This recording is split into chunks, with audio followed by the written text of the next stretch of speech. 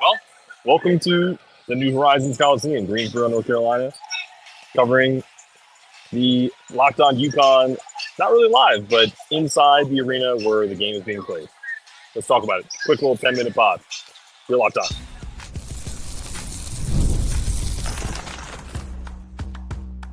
You are Locked On UConn, your daily podcast on the UConn Huskies, part of the Locked On Podcast Network, your team every day.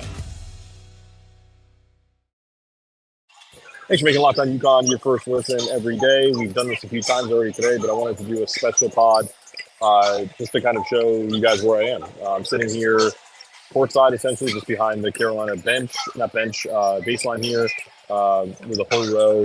Lots of media here. I'd say there's about 25 on each row. I'm on the front. There's one row behind me. The entire lower bowl is open. A few seats in the upper bowl. They're expecting about 10 to 12,000 people here in the New Horizons Coliseum, formerly known as the Greensboro Coliseum, for the number 2 ranked North Carolina Huskies against the 14th ranked North Carolina Tar Heels here in Greensboro. Gino Auriemma's 40th game.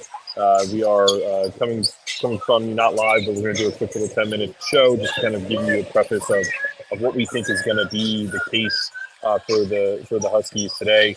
I think similar starters, right? We got Paige, Ashlyn, Caitlin, Sarah, and Ice. Let's see, we have our book here.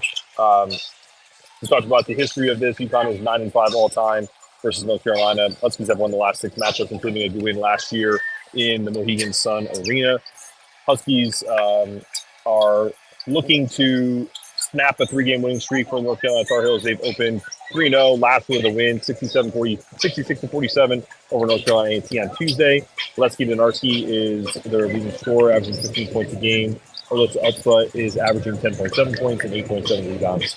I think the key is obviously stopping Alyssa from getting off, and UNC has been finished 6th in the ACC preseason poll. A few of my colleagues down here have talked about how North Carolina is not where they will want to be when the season is over, but at the same time, they're still a formidable opponent. We talked about this in the pod this morning about how the Tar Heels are shooting 42.6% of their field goal attempts are coming from beyond the arc and only making 29% of them. So if that trend continues, it could get ugly early as UConn is doing quite possibly the opposite, where they're obviously shooting a high level of 3-pointers, but they're shooting 37% and also efficiently shooting almost 60% from the floor in their 3 games so far. So, I think this is going to be a really interesting matchup. We're about 36 minutes away from tip, and I'm not going to do much longer on this show just because we're inside an arena. There's a lot of music being played. There's people walking around, and I really would rather us kind of focus on the post-game, which is going to be a fun kind of live show. I think a strong start for either team is obviously advantageous, although UConn can probably afford to get behind and come back. Sarah Strong's homecoming. She lives about an hour away from here initially. Was recruited by Courtney Dagenhart and the North Carolina Tar Heels. So this is going to be an interesting homecoming because she's probably playing in front of a myriad of her family and friends. See a lot of UConn jerseys around here, which I think is fantastic. North Carolina's got a good brand. I actually see AD Dave Benedict. I might have to go over and say hi to him before the game starts, just to introduce myself in person and talk to my buddy who's been on the show a couple times. I expect this to be a game where UConn controls it from the tip.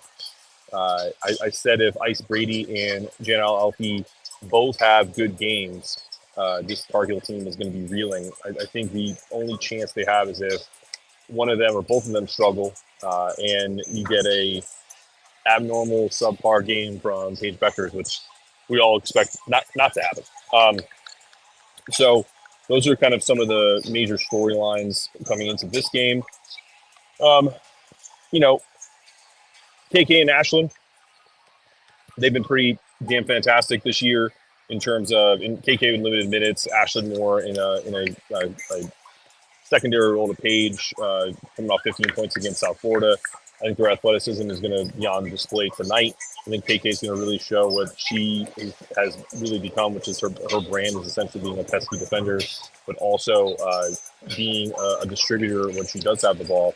Same thing with Ashlyn. I think Ashlyn's made that. Obviously, we talked to Emily Adams of the Hartford Current. She's here today. It's good to see her in person. She is, talked about how Ashlyn is, making that sophomore leap.